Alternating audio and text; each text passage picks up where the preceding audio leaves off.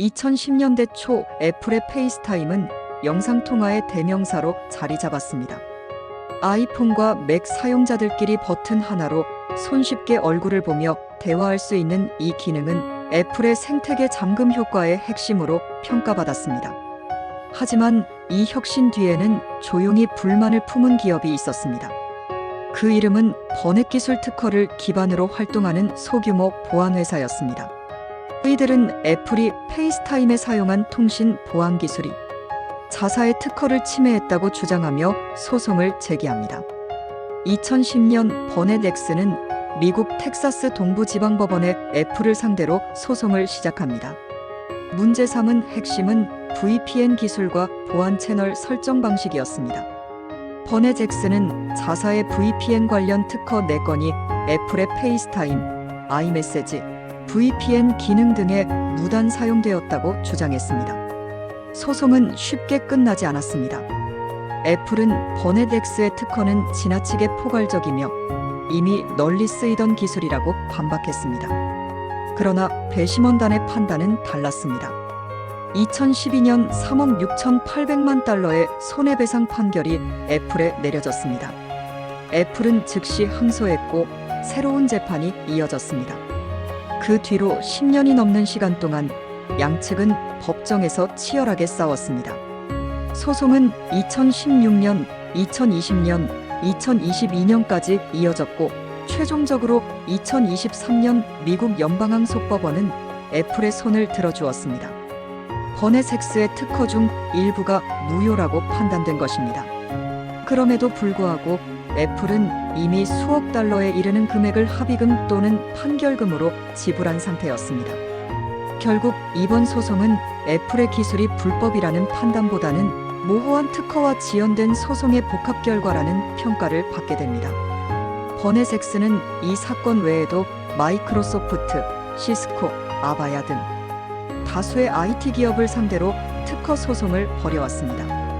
이 때문에 일부에서는 이 회사를 특허 괴물로 분류하기도 했습니다. 하지만 버넷엑스는 우리는 합법적으로 등록된 특허를 보호하고 있을 뿐이라며 정당성을 주장했습니다. 이 사건은 특허의 본질적 가치에 대해 중요한 질문을 던졌습니다. 기술을 직접 개발하지 않아도 특허는 정당한 보호 대상인가? 특허의 권리는 어디까지 인정되어야 하는가? 애플은 이후 페이스타임의 기술 구조를 변경하며 VPN 특허 관련 논란에서 벗어나기 위해 자체적인 암호화 방식으로 전환합니다. 이는 단순한 방어 전략이 아닌 자체 생태계 보호와 향후 소송 리스크를 줄이기 위한 포석이었습니다. 버넷엑스와 애플 간의 분쟁은 소규모 특허 보유자와 글로벌 테크 대기업 간의 대표적 대립 사례로 남았습니다. 그리고 이 사건은 향후 수많은 특허 소송에서 특허의 범위, 공정 사용, 기술의 명확성 같은 기준을 재검토하는 계기를 마련하게 됩니다. 기술이 급변하는 시대에 특허는 보호의 수단일까요? 공격의 무기일까요? 버넷엑스 대 애플의 소송은 그 질문에 명확한 답을 내리진 못했지만 지식재산권이라는 제도가 가지는 힘과 논란의 양면성을 가장 잘 보여준 사례 중 하나로 평가받고 있습니다. 텍사스 동부지방법원은 특허 소송으로 유명한 관할 구역입니다. 특허권자들에게 유리한 판결이 자주 나오는 이 지역은 소위 플랜티프 친화적으로 알려져 있습니다. 버넷엑스가 굳이 이 지역에서 애플을 고소한 것도 이런 전략의 일환으로 풀이됩니다. 즉, 승소 가능성이 높은 법원을 선택한 셈이죠. 재미있는 점은 이 사건에서 기술의 본질보다는 법률 전략과 소송 절차가 승패에 더 큰 영향을 미쳤다는 분석입니다. 애플은 소송이 진행되는 동안 미국 특허청에 이의를 제기하고 특허 심판원을 통해 버넷엑스의 특허 무효화를 요청합니다. 일부는 성공했고 일부는 실패했지만 이 과정은 애플이 수년간 배상 결정을 유예하는 데 결정적 역할을 했습니다. 또 하나 주목할 만한 점은 버넷엑스의 핵심 비즈니스 모델 자체가 특허 라이선싱에 기반하고 있다는 것입니다. 즉, 이 회사는 소비자 대상 제품을 직접 만들지 않고 기존 보유 특허를 통해 수익을 창출하는 구조입니다. 이 때문에 일각에서는 기술 혁신보다는 법적 분쟁을 수익 수단으로 활용한다는 비판이 제기됩니다. 하지만 반대로 생각해보면 만약 대기업이 중소기업의 특허를 무단 사용하고도 아무 제재 없이 넘어간다면 특허제도 자체가 의미를 잃게 됩니다.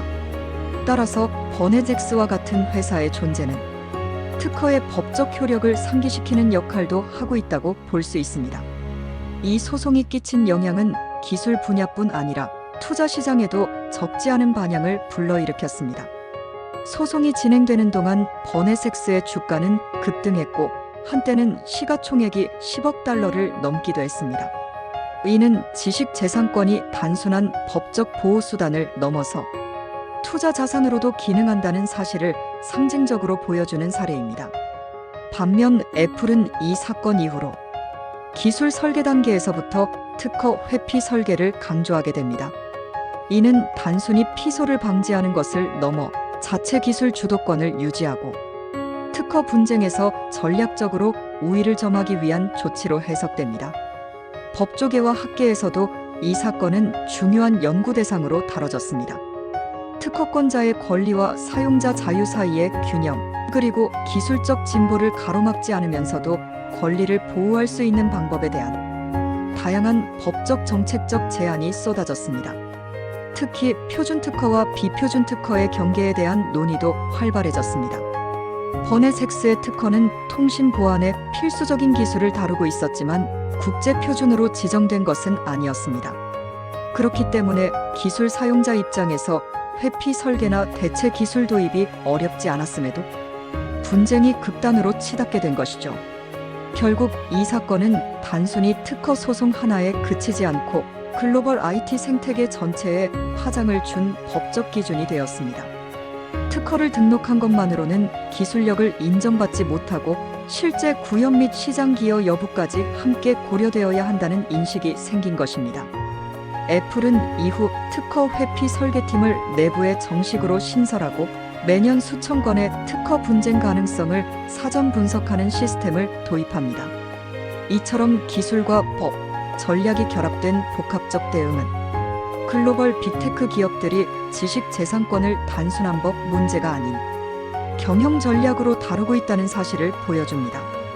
버네잭스 vs 애플 사건은 마침표를 찍었지만 지식재산권을 둘러싼 싸움은 앞으로도 계속될 것입니다.